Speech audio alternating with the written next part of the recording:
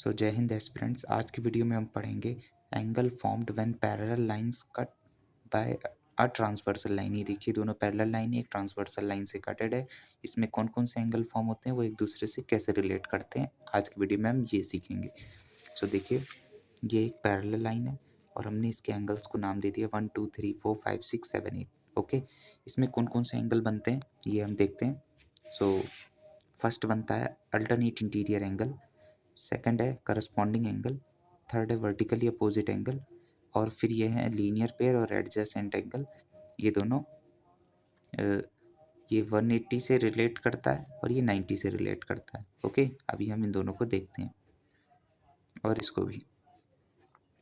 अब आगे बढ़ते हैं। फर्स्ट है alternate interior angle. Alternate interior angle ऐसे होते हैं जो कि जिनका जो फेस होता है, जैसे एंगल का ये फेस है, ये डाउनवर्ड्स है, तो ऐसा एंगल जिसका फेस अपवर्ड हो वो भी इसी डायरेक्शन में। तो आप देख सकते हैं सिक्स सिक्स का जो फेस है वो अपोजिट है इसी डायरेक्शन में।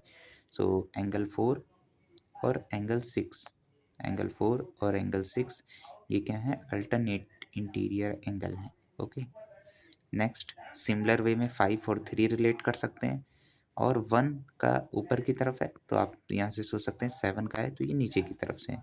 सो angle 1 is equal to angle 7 same condition के लिए। ओके, तो इनको हम अल्टरनेटेड इंटीरियर एंगल कहते हैं। सही जानिए कि इसका जो फेस है उसके जस्ट अपोजिट फेस की तरफ। ओके, अब आते हैं next corresponding angle. Corresponding angle में सेम फेस, करस्पॉन्डिंग में सेम फेस में सेम फेस तो सीधी सी बात है, आप देख सकते हैं 4 का फेस डाउनवर्ड है, 8 का फेस डाउनवर्ड है, 4 8 इक्वल है। Angle 4 is equal to angle 8, same face. यहाँ पर हम लिख दे रहे हैं डायरेक्शन। ओके, यहाँ पर क्या है, अपोजिट डायरेक्शन, लेकिन अपोजिट का मतलब just opposite, just opposite. Okay, direction. So हमारे दो कॉन्सेप्ट क्लियर हो गए, एक अल्टरनेट इंटीरियर एंगल के, एक करस्पॉन्डिंग एंगल के। नेक्स्ट थिंग है वर्टिकली अपोजिट। वर्टिकली अपोजिट को याद करने का बेस्ट तरीका है एक्स का डायग्राम। एक्स है, ये एंगल जो है वो इसके इक्वल होगा, और जो एंगल यहाँ बनेगा सेम एंगल यहाँ बनेगा, यानी ये वाला इसके इक्वल, ये वाला इसके इक्वल। ये वर्टिकली अपोजिट का डायग्राम है। सो अब हम देख सकते हैं इस फिगर में जो वर्टिकली अपोजिट एंगल है वो एंगल 2 है और एंगल 4 है। ओके, थर्ड आ जाता है linear pair. Linear pair LP वो होता है, जैसे एक लाइन है, ये एक एंगल है और ये है मान लीजिए 30 डिग्री। सो ये कितना होगा, एक स्ट्रेट लाइन पे कंप्लीट एंगल जो होता है वो 180 डिग्री का होता है। सो लीनियर पेयर वही दो एंगल होते हैं, पेयर का मतलब जोड़ा, जो कि एक लीनियर लाइन पे दो एंगल होते हैं। इन दोनों का सम हमेशा 180 डिग्री, इन लोगों का जो सम होता है वो हमेशा 180 डिग्री होता है।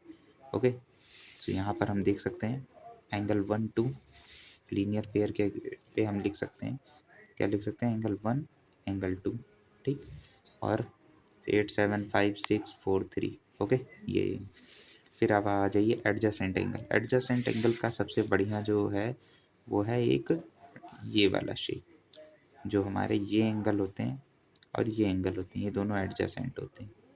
ओके, कहीं कहीं इन दोनों का सम 180 डिग्री के इक्वल होता है।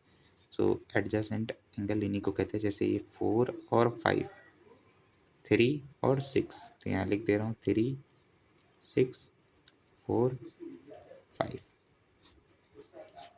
I hope you will understand this. अगर आपको किसी भी एंगल में कोई भी डाउट हो तो आप उसको ज़रूर कमेंट में लिखें। मैं आपको एक क्वेश्चन भी दे देता हूँ छोटा सा। देखिए ये एक फिगर जो बना हुआ है, इसमें मैं एक एंगल अगर आपको दे दूँ, मान लीजिए मैं इसको लिख दे रहा हूँ 60 degree angle. So remaining angles को आपको फाइंड करना है कि रिमेनिंग एंगल्स कितने होंगे। जैसे इसको मैं 1 दे दे रहा हूँ, 2 दे दे रहा हूँ, 3 4 5 6 7। तो आपको इन सब की वैल्यू याद करनी है। ओके, आप लोग का ये होमवर्क है, आप खुद में सॉल्व करिए, और I hope you will understand that message which I want to convey through this video. Thanks for watching. Jai Hind.